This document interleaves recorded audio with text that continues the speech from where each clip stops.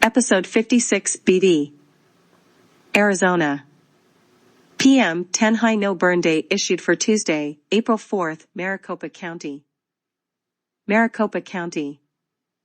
Wood burning in residential fireplaces, chimeneas, outdoor fire pits, and similar outdoor fires, including hotels and restaurants and individuals. Georgia, Charlton County. Rosep view. This sentimental Georgia state view of wood burning is easily contrasted with the rest of the articles in this residence against wood smoke emission particulates issue. The smell of wood smoke in the air is the smell of PM 2.5 air pollution that is the perfect size to infiltrate the human lung, causing a cascade of human health problems. This is sentimentalization like the Marlboro Man commercials of the 1960s, that advertising was about cigarette smoking.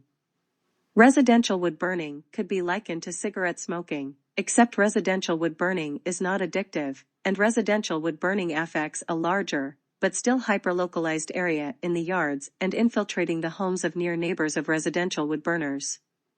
There are alternatives available to home heating with wood. For the indigent, there is the Federal Low-Income Home Energy Assistance Program, LIHEAP, which operates nationwide. Residents Against Wood Smoke Emission Particulates, RAWSEpresidents.wordpress.com, may be likened to Mothers Against Drunk Driving, MADD. MADD promoted the use of breathalyzers to test drunk drivers to keep them off the road and keep them from maiming or killing the innocents who they would have encountered on the road, and RAWSE presidents would like to monitor PM 2.5 emitted by residential wood burning and keep wood burners from harming the health of their near neighbors or causing their near neighbors early deaths. Learning to Teach, columns, CharltonCountyHerald.com. Charlton County Herald. I started teaching in Dawsonville, a tiny town in the foothills of North Georgia. The smell of wood smoke filled the fall air as I drove to school. Idaho. Rosep view, like agricultural stubble burning in India, burning on site is viewed as more convenient, but doing that brings the risk of health effects from PM 2.5 emissions to near neighbors. Stopping the emissions in the first place is more effective and economical than putting up an air curtain. Land commissioners to vote on burner on state land, local, jhnewsandguide.com. jhnewsandguide.com. Burning wood instead of carting it to Rexburg, Idaho, certainly cuts diesel emissions, but one company applying to put an air curtain burner on. Vermont. Rosep view, a Bristol, Vermont resident wrote a letter to the editor titled, "We have no choice but to stop burning things." The Vermont resident said, "I urge our lawmakers to stop claiming savings, do what needs to be done to stop burning stuff, and implement real solutions to protect the most vulnerable, low and lower middle income and traditionally marginalized people. Those of us who can afford to pay should pay, after all, we are undoubtedly the biggest emitters." The Vermont author seemed to be saying that it might be less economical in the short run to switch to heat pumps rather than wood burning, but if there are costs, the low-income people in Vermont should have subsidies in order to make the switch, in order to stop burning things, and in order to stop pollution and slow climate change. Letter to the editor, we have no choice but to stop burning things. VT Digger. VT Digger. Our experience with heat pumps and a wood stove is that we have reduced our oil usage by about 750 gallons this heating season. Edited by Rosep for brevity and clarity. Regarding Robert Wood's post, March 23 in VT Digger, what's not being said about heat pumps? Claims of cost saving are inflated when ground-truthed by ongoing experience with the systems. Our experience with heat pumps and a wood stove is that we have reduced our oil usage by about 750 gallons this heating season. At the present cost of $3.90 per gallon for oil for an oil furnace, now shut down, we are clearly saving money with the heat pumps if I don't factor in cost to purchase/rent and maintenance expenses. And our 1850s home is not as comfortable as it was when we just relied on our oil-fired radiator system. Our solar panels were out for 5 months because the inverter broke down and no replacements were available, and we had to spend $850 to buy a new inverter from another supplier. For me, the bottom line is this: because of the worsening climate crisis, we have no choice but to stop burning things, but claims that switching to all electric will save money are just fairy tales.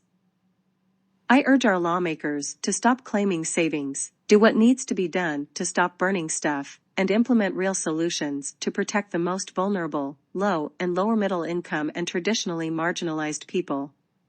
Those of us who can afford to pay should pay. After all, we are undoubtedly the biggest emitters. Bristol, U.S. Washington State. EPA announces $4 million for Washington to tackle climate pollution. EPA Press Office. April 6, 2023. EPA announces $4 million for the state of Washington to tackle climate pollution. Funds from EPA's new Climate Pollution Reduction Grant Program were made possible by the Inflation Reduction Act.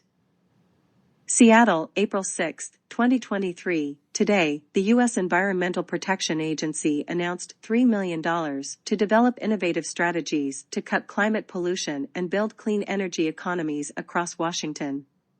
Additionally, the Seattle metro area was allotted $1 million.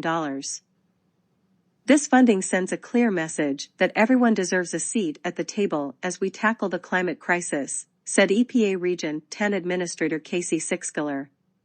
This effort builds on an aggressive climate strategy already underway in Washington, providing additional resources to the state to engage urban and rural communities and develop climate solutions.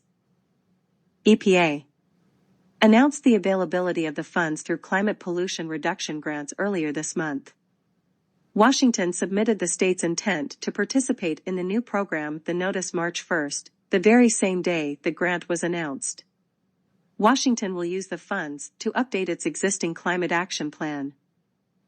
Washington State is ready and excited to put the climate pollution reduction grants to work, said Governor Jay Inslee. These funds enable us to build upon the comprehensive clean energy and climate justice laws our state has enacted in recent years, like the Healthy Environment for All, HEAL, Act, the Climate Commitment Act, and our recent suite of transportation and building decarbonization policies. We look forward to partnering with the Environmental Protection Agency, as well as our local government, Clean Air District, and tribal leaders to power investments in Washington State and deliver meaningful emissions reductions to the communities that need it most. Through the CPRG program, EPA will support the development and deployment of technologies and solutions that will reduce greenhouse gas emissions and harmful air pollution, as well as transition America to a clean energy economy that benefits all Americans. We are grateful to EPA for this funding. The Climate Pollution Reduction Fund represents a significant opportunity to help catalyze Washington's clean, affordable, and just energy future, said Acting Commerce Director Kendrick Stewart. This funding will ensure the benefits of transitioning to a clean energy economy are realized in communities that have been most harmed by the effects of pollution from greenhouse gas emissions. We are thankful for the unprecedented federal funding that the Inflation Reduction Act is unlocking for states to address the climate crisis, said Laura Watson, Director of the Washington Department of Ecology. This first wave of planning funding will help Washington create a climate action plan that prioritizes additional projects that can quickly reduce the pollution that is heating the planet. The CPRG planning grants will support states, territories, tribes, municipalities, and air agencies in the creation of comprehensive, innovative strategies for reducing pollution and ensuring that investments maximize benefits, especially for low-income and disadvantaged communities. Thanks to the Inflation Reduction Act, states like Washington, local communities, and tribes have the funding they need to develop, improve and deploy climate action plans to reduce pollution, create green jobs, and protect the environment, said Congressman Rick Larsen. Taken together with the bold, long-term investments in the bipartisan infrastructure law, this critical funding will help build a cleaner and greener Pacific Northwest.